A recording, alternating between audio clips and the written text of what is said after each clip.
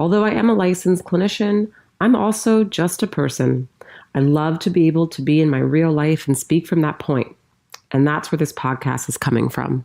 So enjoy.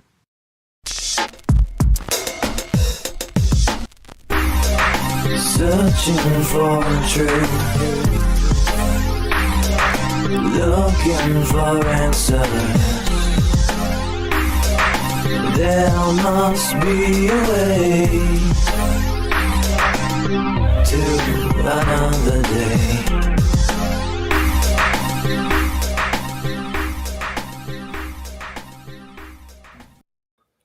Hey. Hello. Wow, it's been so long.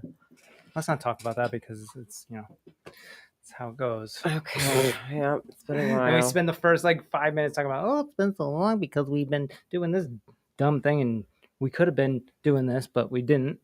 All right. Anyways. Well, let's get back. Let's just get into it because then All right, we'll just get right into it. Let's get right into it. I'm not sure if many people who listen to this care, but we do.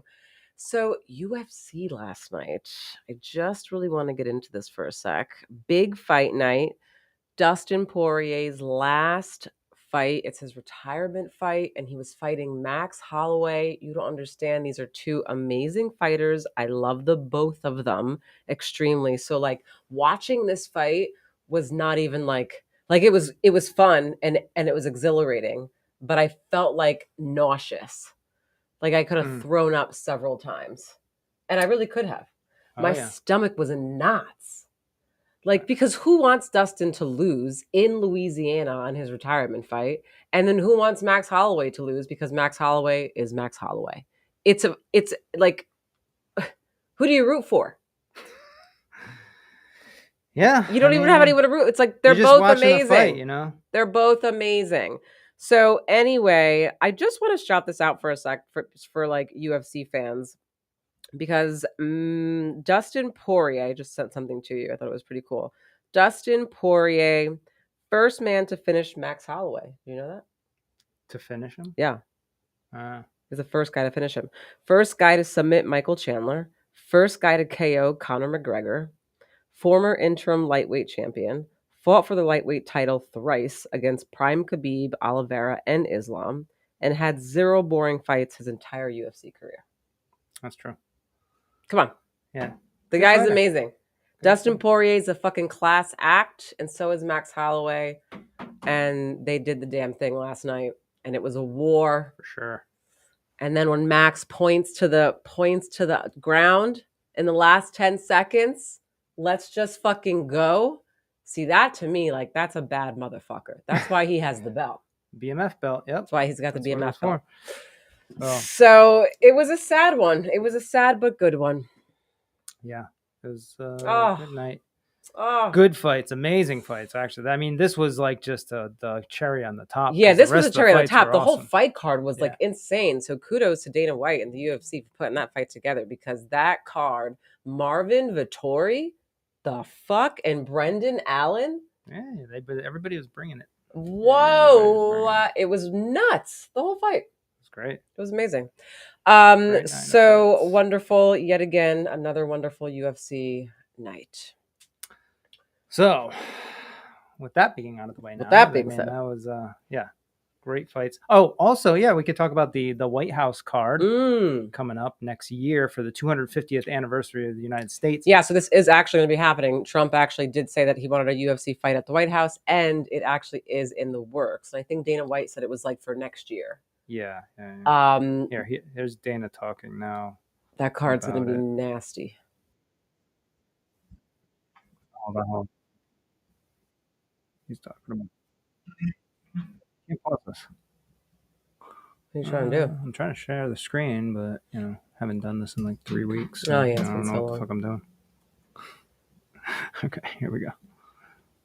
In Maine at 4th of July, and I had texted with him 3 or 4 times that day, and he never told me he was announcing it. And then all of a sudden, my phone just starts blowing up, and then I start blowing Lene up, and we're all going.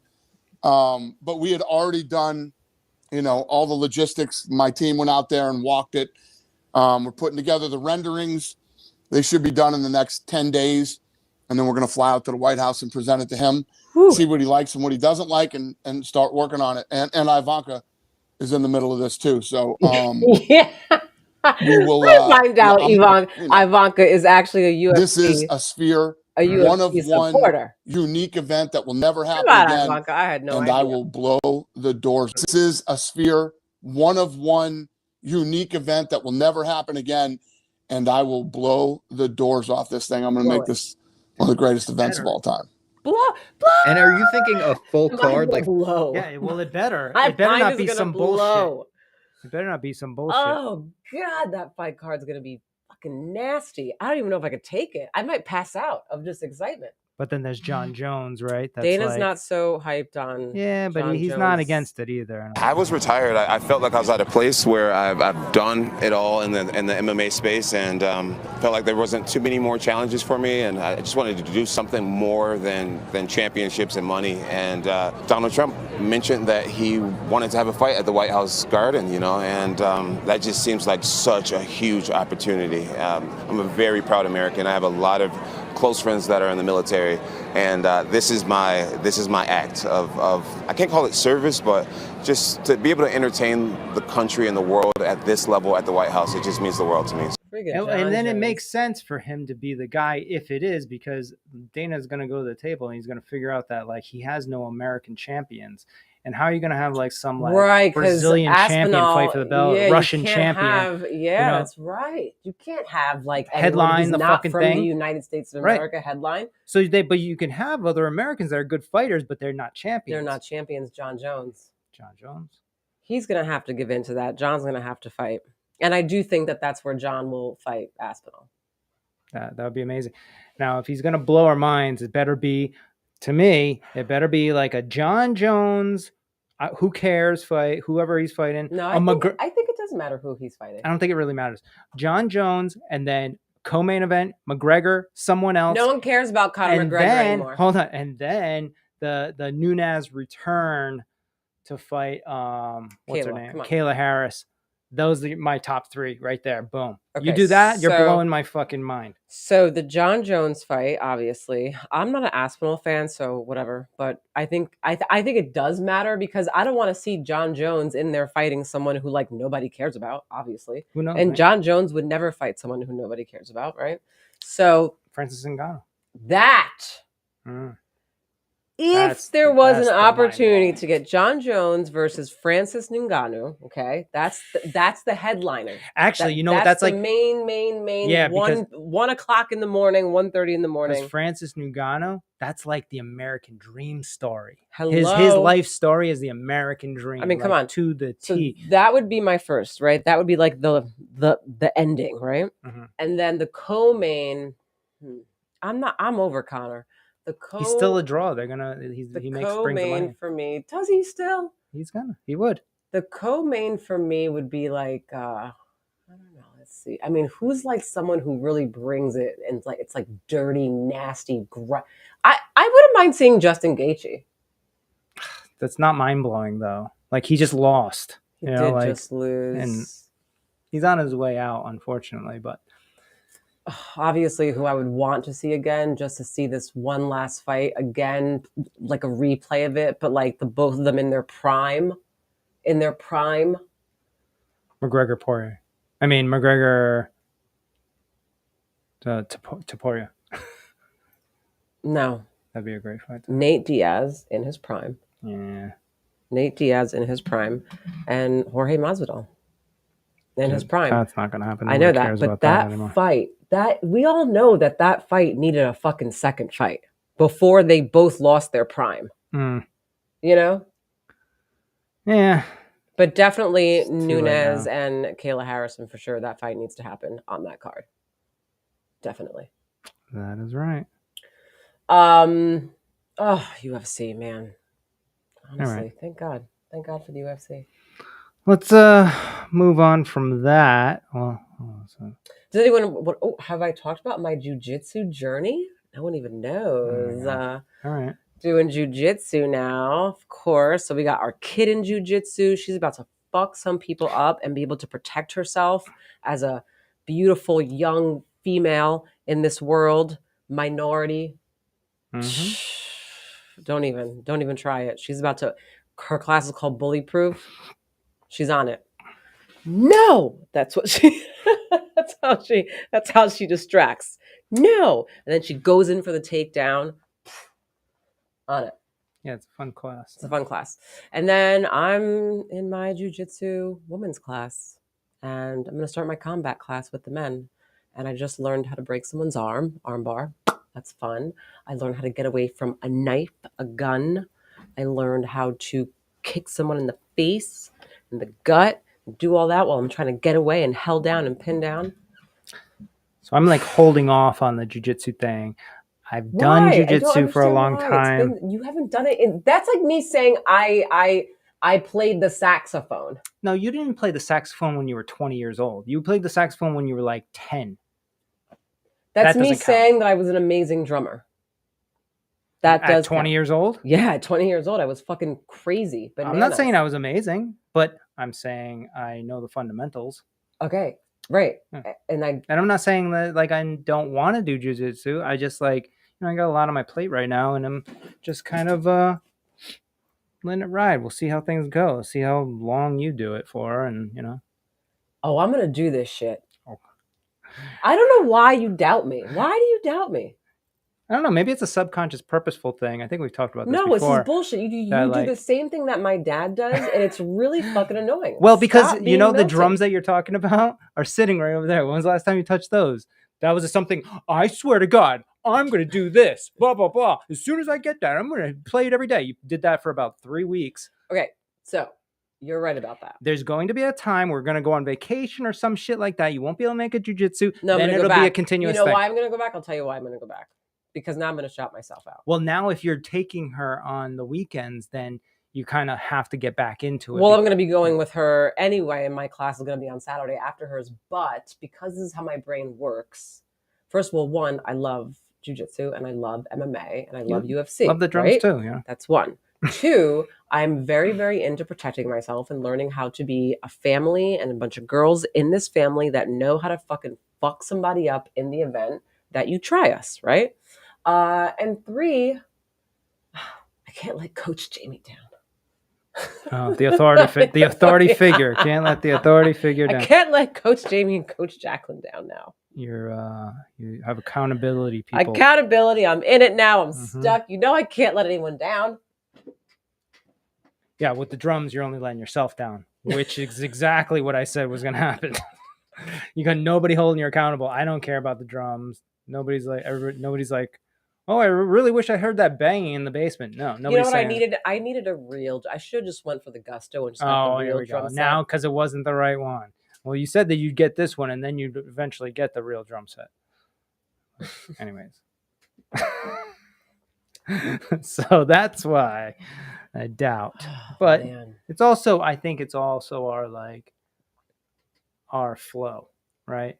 Like I do believe you enjoy it, and I do believe you like it. And I actually do think that you're going to follow through. I always internally hope so, but then I've seen you not sometimes. So then I just say, okay. And then I just kind of watch the show, the Aaliyah show. And hopefully but I'm like crazy obsessed with this stuff. Right. I love it. Good. I hope so. And it's so much fun, honestly. Like, all jokes aside, like just being in that class and learning all these moves and like, just like being in the mounts and doing like the arm bars and just getting out and doing like learning how to do a guillotine, all these like a Kimura, like I'm like learning all these things and I'm like, yo, this is dope. And not only is it dope, it is so much fun.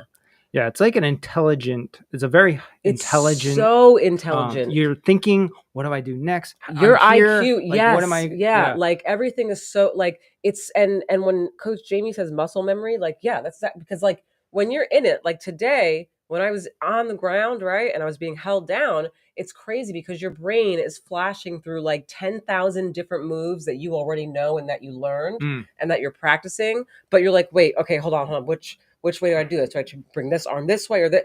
And so, but like when you're in it, you have to just like go. So now I totally understand how it takes like fucking God knows how many years for someone to get to like Dustin Poirier, Max Holloway status, right? Like, I mean, the amount of training. So when I hear that Alex Pereira, when he entered the UFC, he was only fighting for like, I think it was like 4 years. He wasn't even fighting for that long. He had been fighting MMA Right. style. Prior to that, MMA. it was he was doing kickboxing. Kickboxing for Right? the longest time. He was a champion. But kickboxing. MMA, he was training only different- for like 4 years. Yeah, and then yeah. he went into the UFC and fucking banged shit out. And I'm like, damn, that's crazy. Yeah. He just learned how to like the takedown defense. Right. And then after that, then it's just so beating somebody up like you normally do in kickboxing. I do think it's an amazing thing. Like, if any of you guys have kids, especially, get your kids into jiu-jitsu. I think like the rules of engagement are amazing.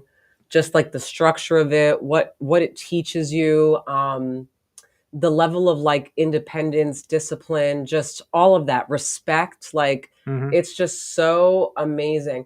And the support system in that room is great too. Like, the energy is so amazing. Everyone's like really like cheering for each other, like helping each other. It's just really great, and hands down. And the Gracie studio, that's who we're with, and the Gracies are amazing, and the Gracie studio is great. So yeah, highly recommend. All right, moving on from MMA. All right, what do you got? I'd like to talk about some of the stuff that I've been doing, because we always talk about what you do, right? Just like really starting to ramp up the life coaching that's integrated with numerology. I think it's like the most amazing thing that I feel like I've ever invented. I don't think I'm sure that people are doing that. Yeah, but probably not the same way I'm doing it. I mean, I'm using AI programming and people's it's all based in numerology. So you get this numerology report based on their name and their birth date. And then you read their report to them, and it blows their mind because it's always spot on, no matter what. I don't care what you say, what you think. It is spot on. And if you doubt me, then let me do your numerology. I'll do it for free, and I'll show you. And then you take that, and then you run it through this AI program that you can customize this, it's super hyper customized individuality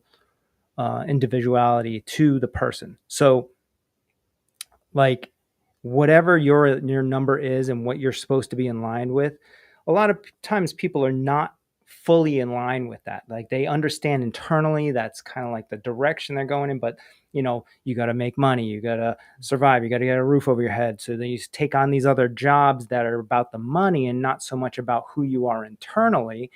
And then you're out of line, and it ends up being stressful and a struggle. And then you end up sometimes being depressed, and then you don't know what to do.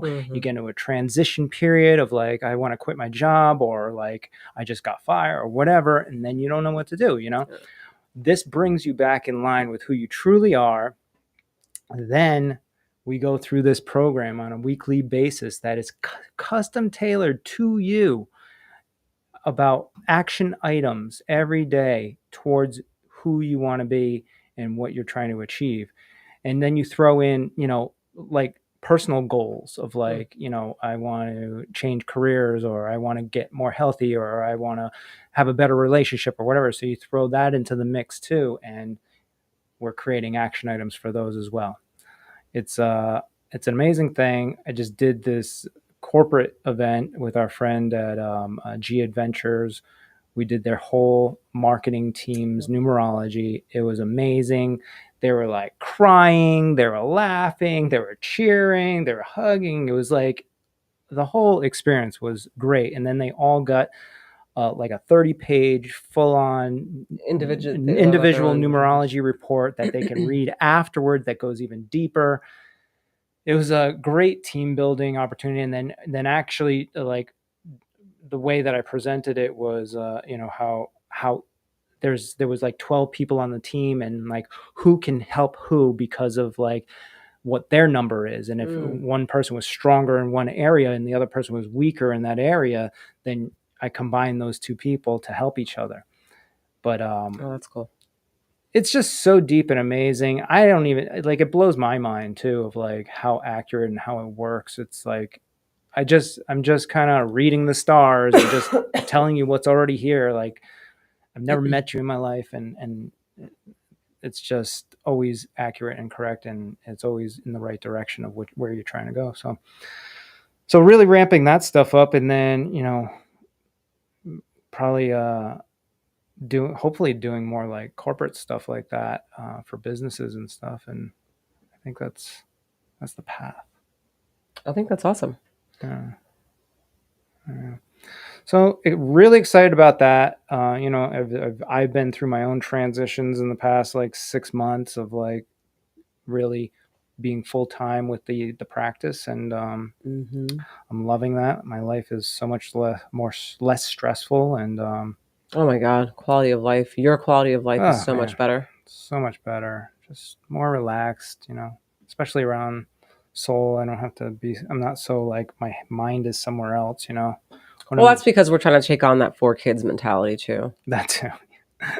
And have we talked about that there? I have no idea. But if you're watching this and you have 1 child, then you really need to practice our 4 kid mentality philosophy. Yeah. So although you have 1 kid, you're going to basically act like you have 4. And it makes your life so much easier with 1. Yeah, well, like whenever you want to be like, oh, don't do that, or do it like this, and hold on, this is, you gotta remind yourself. Just be like, would you give a fuck about that if you had 4 kids running around right now? The answer is no. Probably not. Because we've seen our friends who have 4. They're very chill. They're very chill. They don't give a shit. Like, we went to our friend's house today, and literally, like, our next door neighbor friends, right? Like, they do have actually 4, right? They have 4 boys. Like, there's like 2 out in the front. One has a mask on, running around. The other one's running around the other way. The baby's walking out naked, just on out the side of the fence, out on the side of the fence. Nobody's right, around. Like no one. Yeah, it's like it's just like. And but everybody's cool with it. Like they're all like individually. The parents are there. People are there, but like it's just like They just know it's a safe area. Yeah, neighbors love each other. Everything's good. Whatever. But when you have 1 kid, you're constantly putting all your energy into that 1 kid. So everything is like this big fucking deal when it's really not. Yeah. So you want to go outside naked? Yeah. Go outside in the backyard naked. See you later.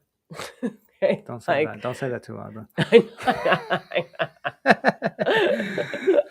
But yeah, 4 kid mentality. So yeah. No, it started from where I was like, okay, when you're single, you have this lifestyle of like your schedule is whatever the fuck you want it to be, right? Like whatever. All right. Somebody calls you up. They're like, I want to go to dinner tonight. Yes, let's go. Okay. And then you get in a relationship, and then it's like you got to kind of think about their schedule a little bit, but it's still pretty much very flexible. Right? Then you have, well, we can even break it down to even like having a dog. So then you get a dog, and it's like, okay, we can do this, but we can't travel too much, whatever. And then you get the kid, and then it's like, okay, like, all right, things are shifting, and the first year or 2, it's like all about the kid's schedule, whatever the fuck's going on there, right? Everything, nap time, but then you kind of like start leaning back a little bit, and you're like, we could kind of do some things, and then you start trying to pull from your old life, your old schedule, and you're like, I could still do this. And then you're like, yeah, I can make it out on Thursday night at whatever, but I can only stay out till 10:30, or whatever. And then you had the second one, and you're like, fuck, I like, you're just like, okay, we know what to do, but we got to go through the process and blah, blah, blah. And then you're kind of like, all right, they're kind of taking care of each other, whatever. And then you're like, I think I could come out on Friday night for 2 hours next month or whatever. You're still trying to pull towards the old life. And you still can kind of do that with the 2 kids, but it's stressful. You really should just let go of the old stuff, right? But we don't. We just keep still trying, right? And then you got the 3rd kid, and that's the one that I believe really just breaks it. You're like, you cannot do anything from that old way anymore. There's no more. Now it's like we are doing something today, and that's all we're fucking doing, or whatever the fuck it is, right? Yeah. Now, if you just embrace that life and be happy with what you've created, then it's very flowy. It's great. Very right? flowy. But if you're still trying to hang on to that stuff, but I don't think it's possible with 3 kids to hang on to that I don't stuff, think it's possible, right? which is why our friends who have 3 or 4 kids are very flowy. It's that they just I think that out. we still, because we have that one, there's still parts of our brain. There's still parts of our brain that's like, oh, but we would like to do this, but we got right. But our friends who have 3 or 4 kids, like they're so like, oh, do you want us to come over? Sure, we're gonna bring all 5 of our kids, and I'm like, you're gonna bring all 5? Right. But they're like, sure, why not, right? And they're just like, whatever, kids just running around everywhere, no one cares. But on the inside, I'm like internally dying. Going on, right?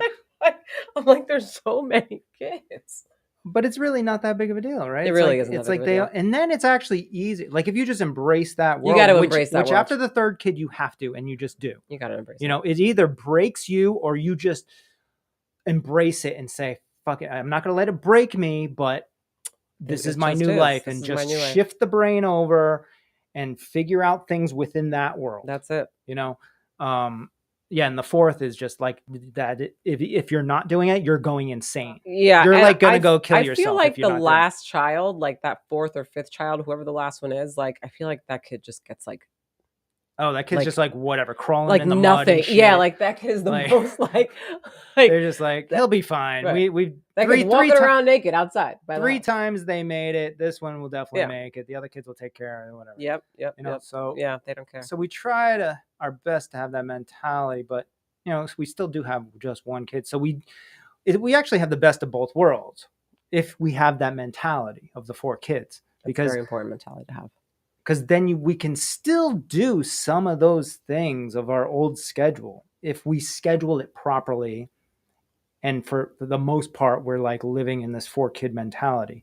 Well, I think what it is too is that like, so like with 1 kid, right? You like in your mind, it's almost like you psych yourself out to think like, oh, okay, like we just have soul. So like, it's not a big deal, right? Yeah. And you think that it's not a big deal. So you're like, oh, we can still go to like this really cute farmer's market that like is like right by the water, such a cute vibe, da-da-da-da, everything's great, right? Da-da-da, kiki. And then you get there with your 1 kid, and it like turns out like you're like starting off good, everything's good, right? And within like 10, 15 minutes, now it's like, can you pick me up? I'm tired. I have to go to the bathroom. I want ice cream. I have to eat. I don't want to be here anymore. Can you call one of my friends? Right. I hurt my finger. Yeah, how? Yeah. You didn't even fall. Yeah. Nothing happened. And then that thought that you had that it was going to be so cool because in your mind, in your old life, it would have been cool, you know? Go to a farmer's market, kiki, sit by the water, like chill, the whole night. But it's not the same. But in that situation, if you got to embrace it. If you have the 4 kid mentality, you're just like, that's just part of it. Not a big deal. Yeah, we're just going to keep doing this. You hurt yourself? Okay, no big deal. Just going to keep doing this. Keep going. We're having a great time. Yeah. Not kids crying, not even really like, you okay? You're fine. All right, you're fine. You're fine. Right. It's like... That's it. That's the hybrid. That's the 4-1 hybrid. Yeah. So that's fun. You want What's to pull this up some you stuff have up right here? I got a few things. Yeah, I got some things. I'll pull this up. What is this? There's this thing in the politics that are trending on X, and it said something like "Arrest Obama." Oh, we can look at that too. What's going on? What happened? Well, let's look at this one first. So this is honeybee venom killed 100% of breast cancer cells in less than 60 minutes. Now, this is a new study that came out, right? Came out by who, where? Harry Perkins Institute in Australia. Oh, there you go. Breakthrough study from Harry Perkins Institute in Australia has found that honeybees' venom can destroy 100% of triple negative and HER2 enriched breast cancer cells within an hour without harming any healthy cells. Secret weapon is melatonin, a powerful peptide in bee venom that pokes holes in cancer cells and disrupts the signals they use to grow. Huh. So now what's going to happen is that now, like, because I'm reading this, right? I'm seeing it, but it's so big that in my mind it should be all over. Well, yes, but the these world. things are never all over the world. They're never. The good things are never all over the world. So Like- then, well, let's read Like the everyone should be talking about this already, and it should be a huge, enormous thing. Like, I don't want to hear anyone talking about anything else besides that. This guy says there's no legitimate studies that claim bee venom cures cancer quickly. Well, that's why I'm like, but there's the study. well, no, you didn't read the study. You read someone posted that there was a study. That there was a study, right? But you need to actually go now to whatever the source is and see if All right, there's a fucking this study. says this information is from 2022 and is not does not reflect any additional peer review studies that may have occurred. All right, so it's false. Fake news. Maybe not false. Maybe it's just like not vetted fully yet. This one? Oh no, this is the crypto bills. That's another thing we could talk about real quick. I know you're not really into it, but I don't understand it. They passed like 3 cryptocurrency bills and it's going to the president's desk to be signed. So basically what's going to happen is they're going to end up pinning the dollar to Bitcoin. So you better get your Bitcoin now. It's already like $120,000 as of today. But man, it's like going to be the new gold standard, which I've been talking about for years. And we could be on the rise. We could be on the comeback again. America. What was it? All right. So what? The Obama? Oh, Obama? This one?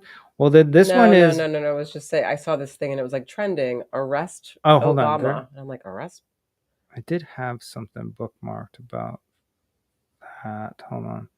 No, because they just did I didn't save it though. I should have. Hold on. It was Tulsi Gabbard just released this, but why? Do you know anything about why they're saying that? It's something in relation to some documents that just got released that connects him to false information about Doesn't every president or every politician or every someone in the government have some fucking connection to false information? No, not false information. Creating false information. Doesn't every politician or every person or anybody haven't they all created false information? Creating the narrative of like the Russia hoax against Trump. So there's like information connecting him to that, I guess. Cache of documents you've released. With reaction, the Director of National Intelligence, Tulsi Gabbard, she declassified this report yesterday, has many more details. You know, I have this. You want to hear what she has to say or what? You're the one asked about this. And what happened to it? Can you explain, community? They gave honest assessments. Then all of a sudden it ends up in the hands of the leadership, the deep state as we call them. And what happened to it? Can you explain what the process and what these documents reveal? Yeah, thank you so much, Sean. This is such an important issue, and I just want to start by saying that this is an issue that is important to every single one of us as Americans. This is not a partisan issue. It has to do with the integrity and the strength of our democratic republic. And it lays out this over 100 documents that you're referencing that I released, declassified and released, spells out in great detail exactly what happens when you have some of the most powerful people in our country directly leading at the helm, President Obama and his senior-most national security cabinet, James Comey, John Brennan, James Clapper, and Susan Rice, and others, essentially making a very intentional decision to create this manufactured, politicized piece of intelligence with the objective of subverting the will of the American people who in November of 2016 delivered a historic victory to President Trump. See, this is why, this is why I can't watch the news either. Well, this is like you're literally, hold on, you're literally the epitome of the common American right now, right?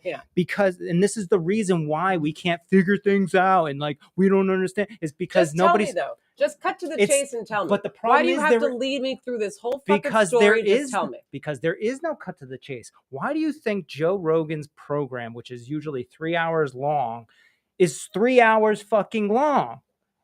Because you have to understand the whole process in context to really get it, because some of this shit has been going on for years. So if you don't start at A and then go all the way through Z and you end up somewhere at like M, you're like, what the fuck? That doesn't make any sense. No, I understand. You got to listen to the that. rest of I it. understand that. I just don't have like the patience for it. is And basically that's the what I'm problem. saying. So you have the problem, and Mhm. whenever you say, I don't know why people can't figure this out, well, that's it. They don't want to sit around and listen, right? Maybe people are checking out on this fucking podcast because it's already a fucking half hour long right now. It's too long. We're talking about things that go on for too long, and I can't understand it because I can't sit there and listen.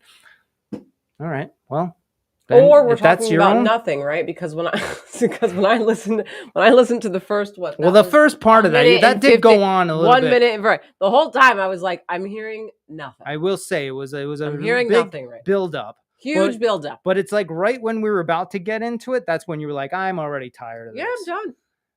But Catch me in the beginning.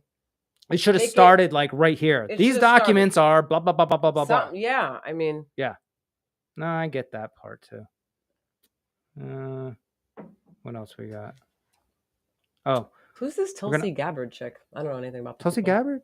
She is the director of Central Intelligence now. Jesus, that's like so high level. And she is currently in the military. She's enlisted right now. Oh, she's in the military. Yes.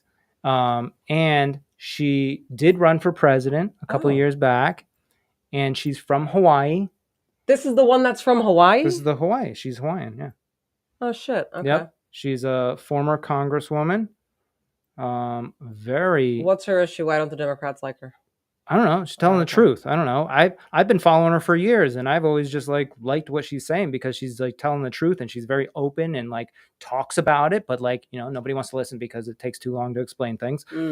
So, you know, basically, I mean, is she not well liked? Is she well liked? She was always well liked. I always thought she would be the perfect first woman president.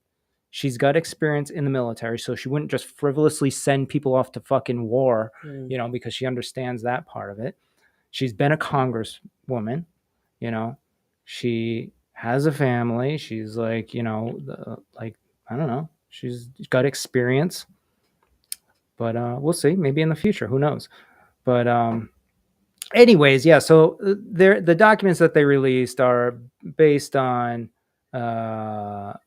how these people that she named off were purposefully leaking information to like the media and other places so that they would pick these stories up. And but then again, I feel, but it's like the focus is on Barack because I guess he was president at the time, right, of these documents or whatever. Listen, so I don't know what they're focusing on. I just think stuff like this is ridiculous because in my mind I'm like so many people have done that. Whether it be to that level? I can guarantee you, yes. I don't put anything past the government. So you're saying anybody in the government in the past? I mean, have you paid attention to any of like the elections up until maybe like 4 years ago? No. Prior to that? Okay. God, no. But I don't trust any politician. And I think that people will do what they have to do to get the job done. And if that means to do that, then I'm pretty sure Barack is not the only person that's fucking... So then the good news for me, I agree, this has been going on probably. Who knows in what ways? And this is why it takes so long to spell it out, because like intertwining between different elections and whatever. But like this is the first cabinet that's like openly like saying, hey, here's this information that we're declassifying right now. They were classified last month and now they're not classified. Like, here you go. This is what's on them. I didn't write them. It wasn't from me. So that's all they're saying. The FBI, like Kash Patel, he's doing the exact same thing. And even Trump with like like all this like the Epstein files that he still hasn't released. That is a who knows what's going on there. He's not on sure that list. That. That's why. No, he knows. Everybody knows that he is. Okay. He's even admitted it. So many people that are in the White House are on that list. The list of meaning, like the list means it was he was on a flight. There's he was on one of the flights. Incriminating evidence. Then there has to be incriminating evidence of some people high up as to now suddenly they're like, no, we're not going to release it. Well, they didn't say no, they're not going to release it yet. They just haven't released it yet. Right. So they're just procrastinating. They're saying that they're like vetting it with the victims and stuff like this. Who knows? I don't know how true that is. But with everything else, look at this. Hold on. Let me scan through. I got some shit. Nicki Minaj's tits keep popping up on the screen. I'm like, Jesus, like. Nope. CBDC. That's not it. Here it is. So, breaking: PBS, NPR, USAID have all been officially defunded by the House and Senate. Wait, what? Yeah. Thank you, President Trump. Blah blah blah. Whatever. And Doge. So yeah. Why? Well, because USAID was found through the Doge research that they were creating these things called NGOs, non-government organizations.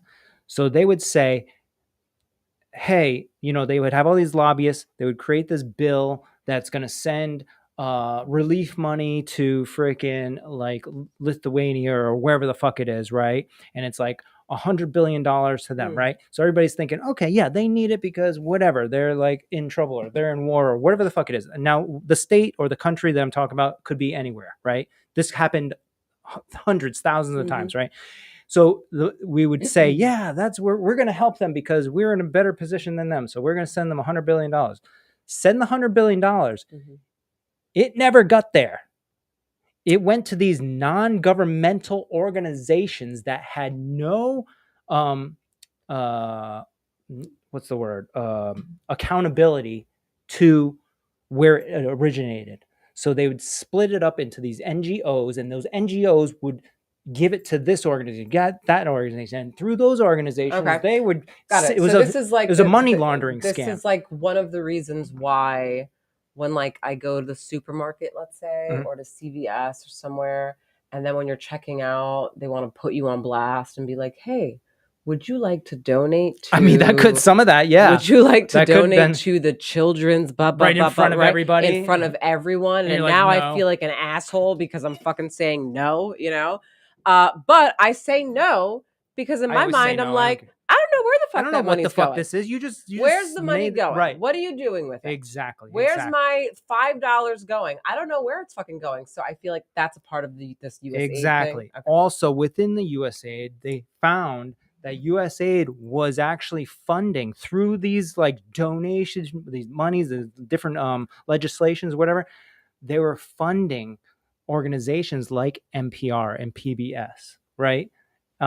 So if you're a news organization getting paid by a certain what's it called, a certain whether you're Republican or Democrat or whatever, a certain party, you're going to kind of side on not talking shit about that party, I would assume, right? Like they just gave you $20 million, right? So basically, shut the fuck up and talk about this side only, right? Yeah. So that seems a little. So now those organizations are not getting funded anymore. Also, what does that mean for them? It means they're probably going to end up going away.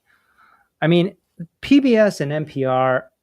I mean, a lot of the stuff that they had on there was like this type of shit where they're like showing votes and stuff like that. I mean, my thing about the USAID though is that in the event that wasn't happening, let's say, right, and the money was actually going to where it needed to go to, then I feel like this is it's a good thing to have. Right, because that's why they created it. It was like, oh, this is like a great, nobody's going to say no to this, right? I mean, because we're helping the world. Right. But come to find out, it's corrupt as shit.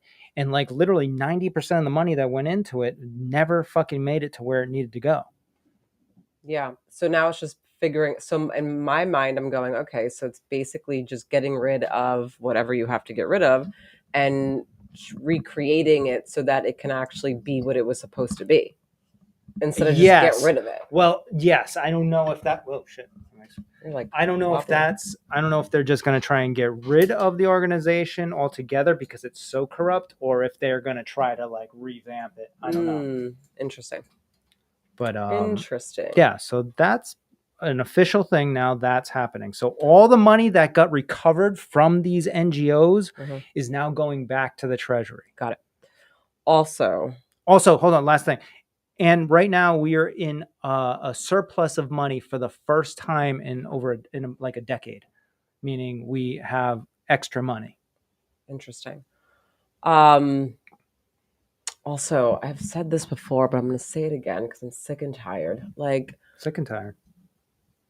All the stores out there in the world, all the CVS's, the Walgreens, all the fucking Publixes, all the fucking Rite Aids, all the fucking, what we have out here, Dave's, all the Stop and Shops, whatever it is, okay? Everyone needs to get the system where it's just a question on the screen that pops up. Would you like to donate? Okay. And then I can just push the button that says yes or no. And then guess what? We don't have to talk about it. There's no anything. There's no loud thing. You don't have to hear my answer. No one's talking about it. I'm just moving on with my fucking day. Okay.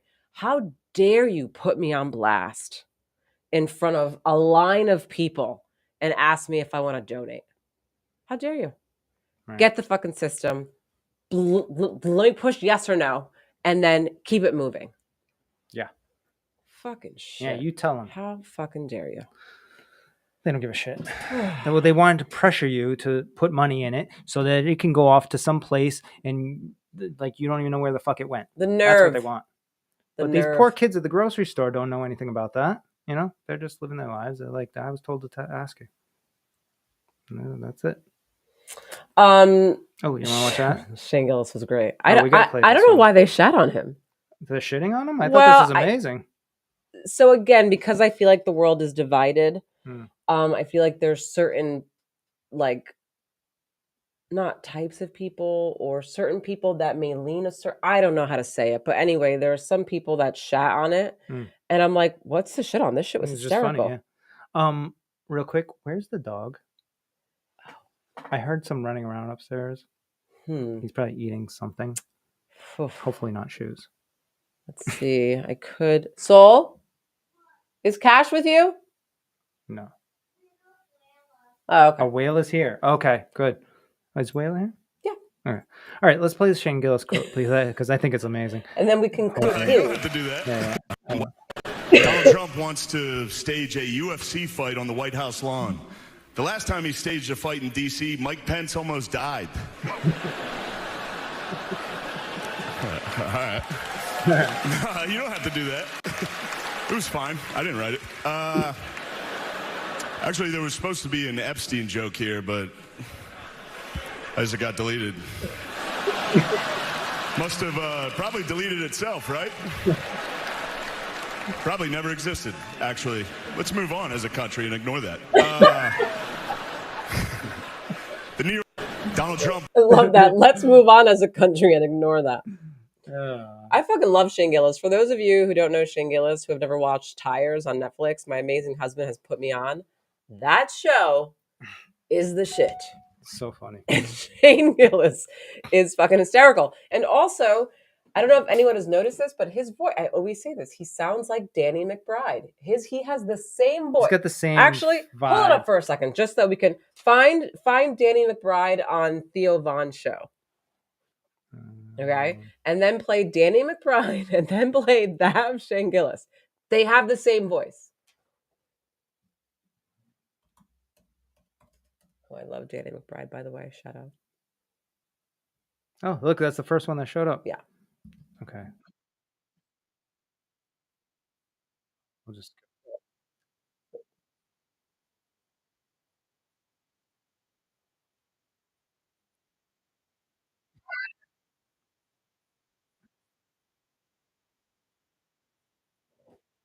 Okay, now play Shane Gillis again. Oh my God.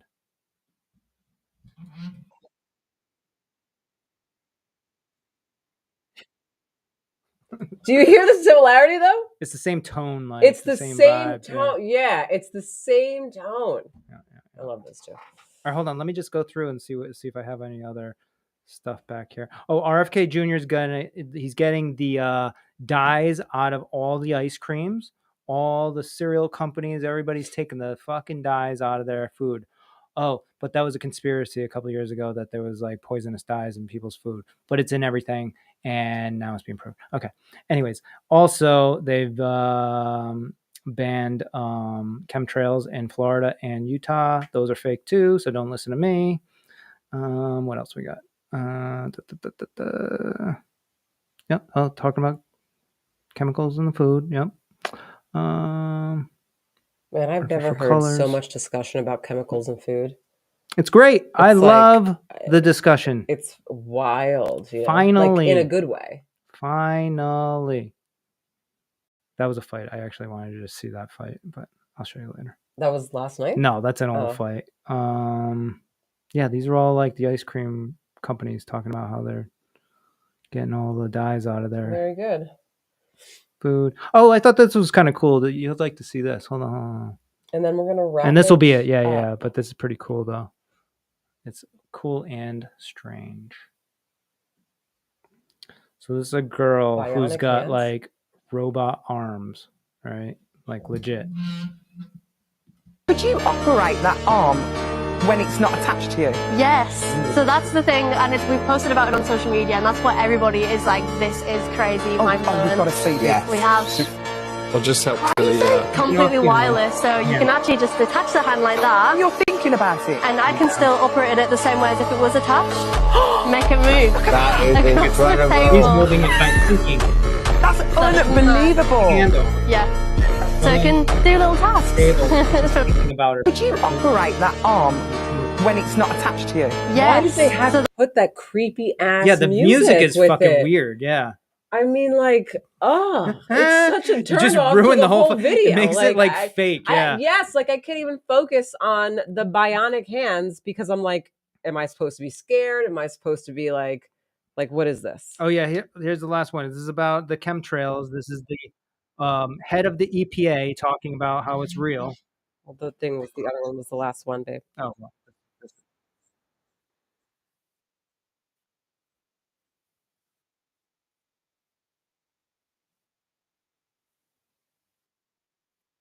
Right. This guy. Really is slow. Oh my God. So Jesus Christ. Oh my God, he's the most boring speaker I've ever heard. I can't. He really is. Oh my God, guy. I'm like falling asleep. Anyways, he's trying to say that the cloud seeding or chemtrails, we're no longer going to tolerate it, and hey, we're no longer going to tolerate the chemtrails, guys. Okay, we're shutting them down. We're banning them. The end. I'd be like, chemtrails are real. I mean, we're not tolerating them anymore, and that's what's going on. Oh. No, we're done. Oh, last one. No. Well, they did find like wiring underneath the that's pyramids. A whole thing. That's a whole thing. Those pyramids are fucking crazy. All right. There's so much stuff coming out about the pyramids. We'll get into that next time because we're gonna be staying consistent on these podcasts again, right? Okay, we'll see. All right, that'll be it, I guess. Everyone, have a great rest of your Sunday. Take a nap, go to sleep, eat some good food, wake up nice and rested tomorrow, Monday morning, for a great week. And